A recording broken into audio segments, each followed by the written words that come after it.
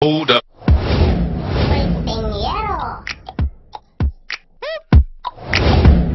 Hello guys! Welcome to my vlog again. So, for today's video, mag-review tayo at ipapakita ko na rin sa inyo kung paano ko gamitin itong i-review natin for today. So, nagpunta kasi ako ng Watson's kahapon para bumili ng, alam niyo na, yung pampaganda natin. So, ayun, nagtanong din ako doon kung ano yung mga dapat na gamitin kapag ka-acidic ka. So, kapag acidic ka pala, kapag ka-shade mo lang yung ginamit mo, kapag nag-react yun, mangingitim yung mukha mo. Kaya pala, sabi nila yung kagabi. Kaya pala nagtataka ko lagi, bakit ka-shade ko naman yung ginagamit ko na foundation or kaya cream, BB cream, bakit nagiging itim yung mukha ko or nangingitim yung mukha ko. Kaya pala, pag acidic ka pala, dapat pala lighter than your skin tone pala yung bibilin mo. So, kaya kahapon, bumili ako ng bagong foundation at saka ng BB cream. Kasi, yun nga, kapag ka nag-makeup ako, after na nangingitim, paulit-ulit lang ako, di ba? So, napansin ko din yun. So, kaya yun, pumunta ako. So, wala pa akong budget or nangihinayang pa akong bumili kasi nga ang mahal-mahal talaga naman, ang mahal magpaganda. Kaya yun, bumili lang ako ng mura, yung afford. So yung para pwede rin to sa mga estudyante dyan na ayun, na tama lang yung budget nyo, na kinukuha nyo lang yung pambili nyo ng makeup sa baon nyo. Tamang-tama to sa inyo kasi murang-mura lang to. So, ang una kong binili, ang binili ko pala ay Careline Oil Control. So, yun nga guys, try na natin itong Careline BB Cream. So, papahid ko muna siya sa aking kamay. Ayan. Saan natin siya, hindi ko pa talaga siya nabubuksan. Pero nude to. Nude color. Color talaga. Shade. Parang ma-brown siya. So, lagay ko muna siya dito.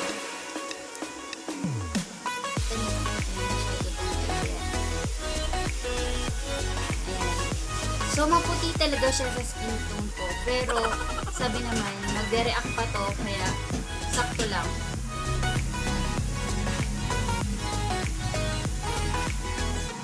Ayan. So, yun. Ganyan siya kaputi.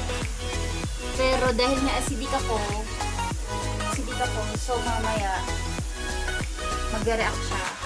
Magiging sakto lang ito lang. Mabango siya.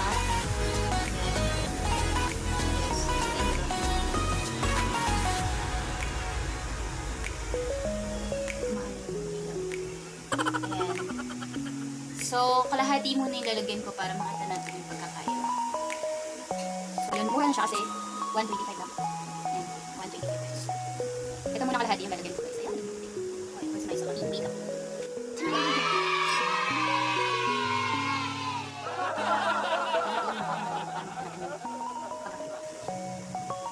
Ayan, maputi na siya. Kasi sa skin tone ko.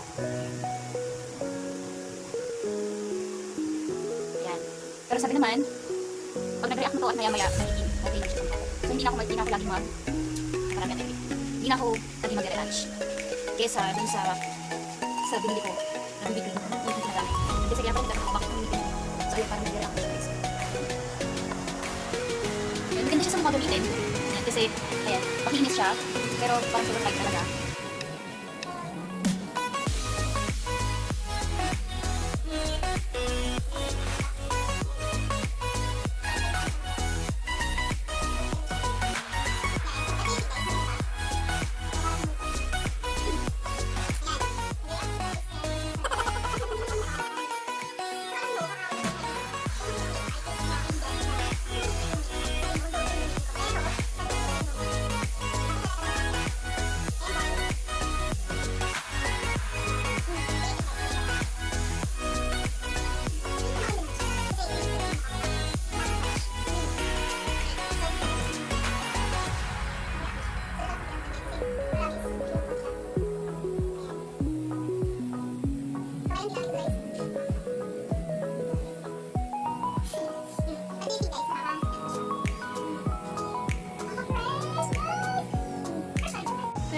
Lagyan mo siya.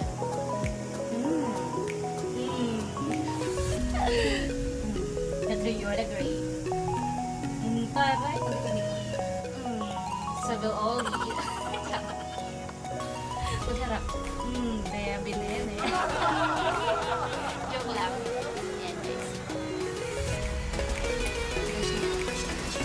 din naman yung face powder, Careline, oil control.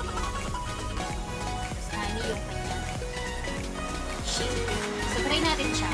Sabi kasi maganda daw itong BB cream, tapos lalagyan natin ito. So, bago pa din.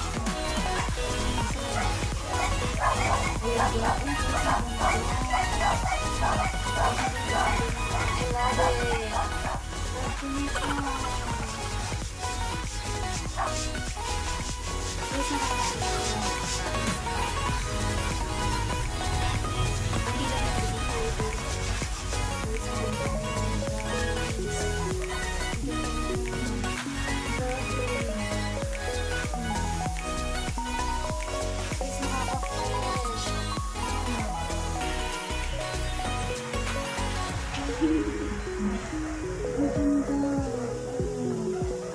Tsaka hindi siya mahirap ilagay kapag, alam mo yun, pag nilagay mo siya, makinis na agad yung mukha mo.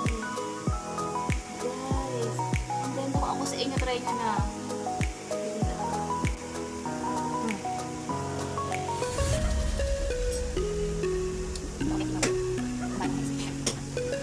Sabuhin na natin siya, guys, para.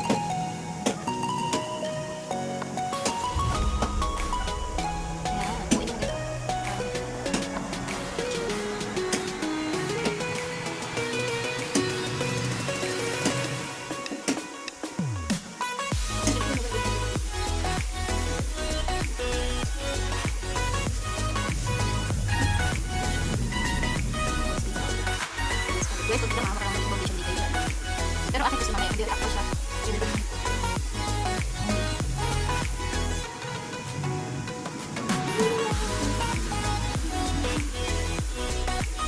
Guys, tayo na ito. Tayo na ito. Tayo na ito. So, I love it. Careline face powder.